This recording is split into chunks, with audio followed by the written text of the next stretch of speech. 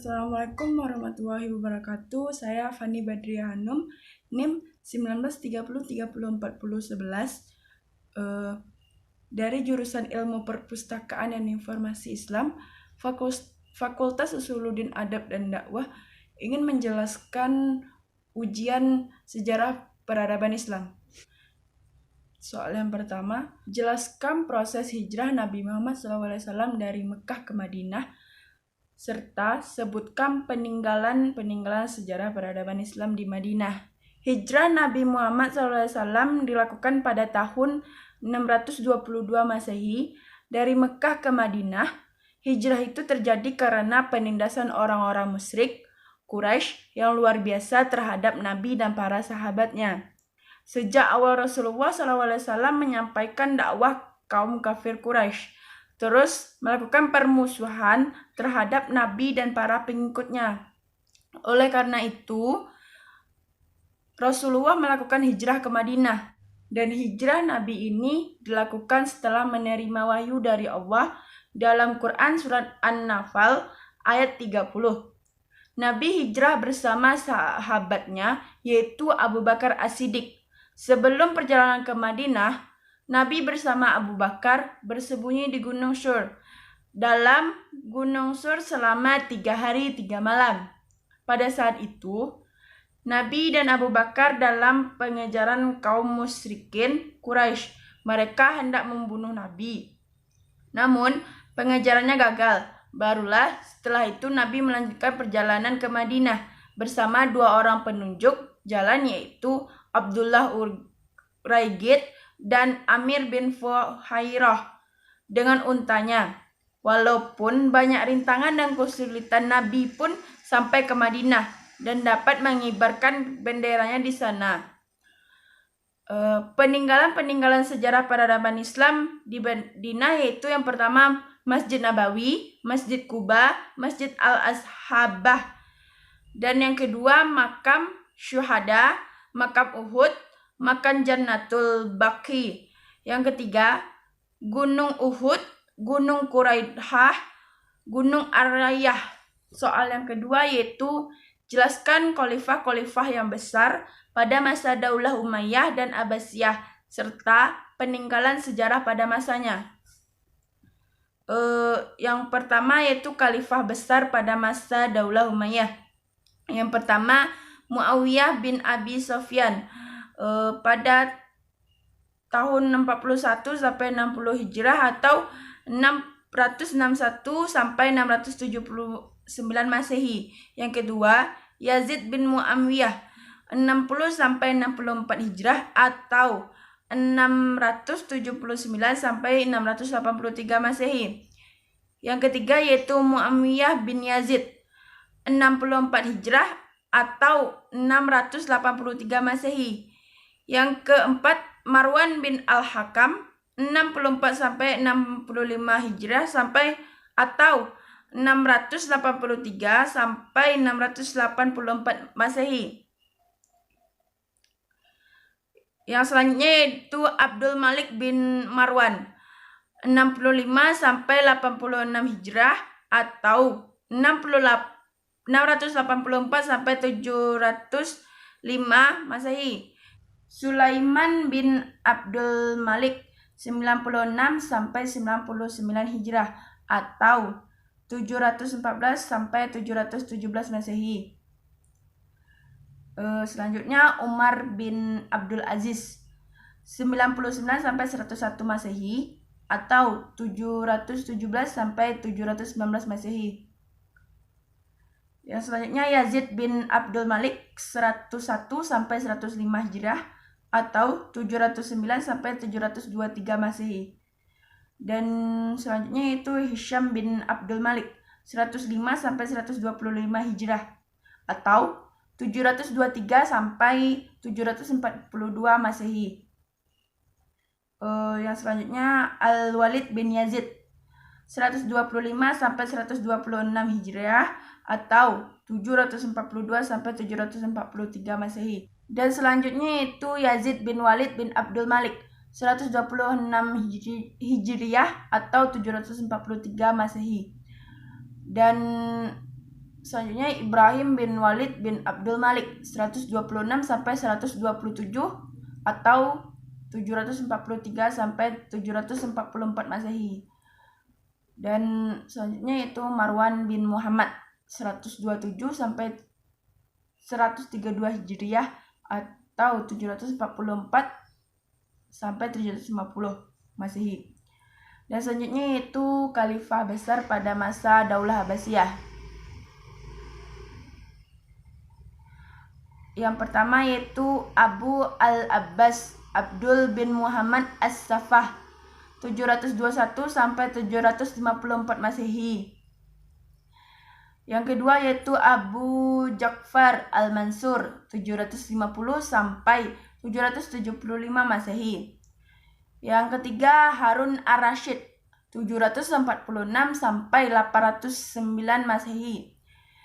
Dan yang kelima Al-Ma'mun Ar-Rasyid 813 sampai 833 Masehi. Dan yang keenam Al-Muttasim 833 sampai 847 Masehi. Dan peninggalan sejarah pada masa Daulah Umayyah dan Abbasiyah yaitu pada masa Daulah Umayyah yang pertama Qubat As-Sakrah di Yerusalem. Yang kedua Masjid Al-Aqsa. Yang ketiga Masjid Agung Umayyah di Damaskus. Yang keempat Istana Qusair Amra. Yang kelima Istana Al-Habra di Spanyol. Dan peninggalan sejarah pada masa Daulah Abbasiyah yang pertama yaitu Istana Kasrul Zahabi, Kasrul Quldi, pembangunan kota Baghdad, Istana Uqaidir, Istana Emas, jalur rel kereta api, Masjid Samarra, Masjid Cordoba.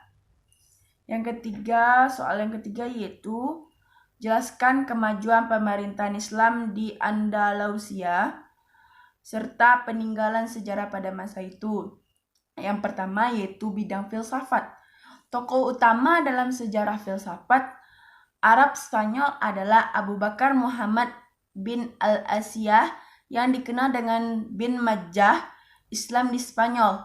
Telah mencatat satu lembar budaya yang sangat brilian dalam bentang sejarah Islam. Ia berperan sebagai jembatan penyeberangan yang dilalui ilmu pengetahuan Yunani sampai ke Arab, ke Eropa pada abad ke-12. Minat terhadap filsafat mulai dikembangkan pada abad ke-39 Masehi selama pemerintahan Bani Umayyah yang kelima. Yang kedua yaitu fikih. Spanyol Islam dikenal sebagai pengaruh mazhab Maliki yang memperkenalkan oleh Zaid bin Abdurrahman. Perkembangan selanjutnya ditentukan oleh bin Yahya yang menjadi qadhi pada masa Hisham bin Abdurrahman. Ahli fikih lainnya adalah Abu Bakar bin Qudhiyah, Munzir bin Sa'id, Al-Baludhi, dan bin Hazm. Yang ketiga yaitu musik dan kesenian. Dalam bidang musik, Spanyol Islam mencapai kecenderungan dengan tokohnya Al-Hasan bin Nafi yang dijuluki Zayyah. Dan peninggalan sejarah di Spanyol yaitu Menara Giraldi, Torre del Oro, The Alhambra Palace, Medina Azhar. Yang keempat yaitu dampak negatif dan positif perang salib dan invasi Mongol terhadap umat Islam. Yang pertama yaitu dampak negatifnya. Dampak negatifnya yaitu terjadi kehancuran jelas di mana-mana akibat serangan Mongol sejak wilayah timur hingga ke barat. Yang kedua yaitu pembunuhan terhadap umat Islam terjadi. Selanjutnya dampak positif. Dampak positifnya yaitu mereka berasimilasi dan bergaul dengan masyarakat muslim dalam jangka waktu yang panjang. Seperti yang dilakukan oleh Ghazan Khan yang menjadikan Islam sebagai agama resmi kerajaan yang pada mulanya beragama Buddha.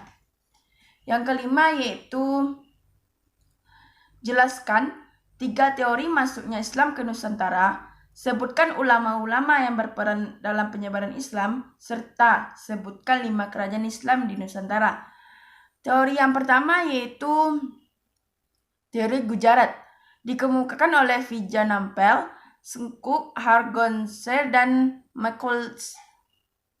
Teori ini mengatakan bahwa Islam berkembang di Nusantara bukan berasal dari Persia atau Arabia, melainkan dari orang-orang Arab yang telah keimigrasi dan menetap di wilayah India, kemudian membawanya ke Nusantara. Yang kedua yaitu teori Cina. Menurut teori ini, proses kedatangan Islam berasal dari perantau Cina, orang Cina yang telah berhubungan dengan masyarakat Indonesia pada masa Hindu-Buddha, etnis Cina atau Tiongkok, telah berbaur dengan penduduk Indonesia melalui kontak dagang, bahkan ajaran Islam sampai di Cina pada abad ke-7 Masehi. Menurut sumber sejarah lokal, bahwa Raja Islam pertama yakni Raden Patah dari Bintaro Demak merupakan keturunan Cina. Yang ketiga yaitu teori Arab. Menurut Profesor Hamka, Islam masuk ke Indonesia pada abad pertama Hijriah langsung dari Arab dengan bukti jalur perdagangan yang ramai dan bersifat internasional melalui Selat Melaka yang menghubungkan dinasti Tang di Cina atau Asia Timur, Sriwijaya di Asia Tenggara, dan Bani Umayyah di Asia Barat. Menurut W. Arnold, cara Mandel dan malahan para pedagang Arab juga menebarkan Islam ketika mereka dominan dalam perdagangan Barat sampai Timur, segala awal abad Hijriah atau abad ke-7 dan ke-8 Masehi.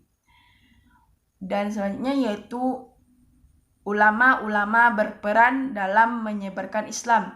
Yang pertama yaitu Sunan Gresik, Sunan Ampai, Sunan Bondang, Sunan Giri, Sunan Derajat, Sunan Gunung Jati, Sunan Kalijaga, Sunan Kudus, dan Sunan Muria. 5 kerajaan Islam di Nusantara. Yang pertama yaitu Kerajaan Samudra Pasai. Yang kedua yaitu Kerajaan Aceh Darussalam. Yang ketiga yaitu Kerajaan Demak. Yang keempat yaitu Kerajaan Islam Pajang. Yang kelima yaitu Kerajaan Mataram.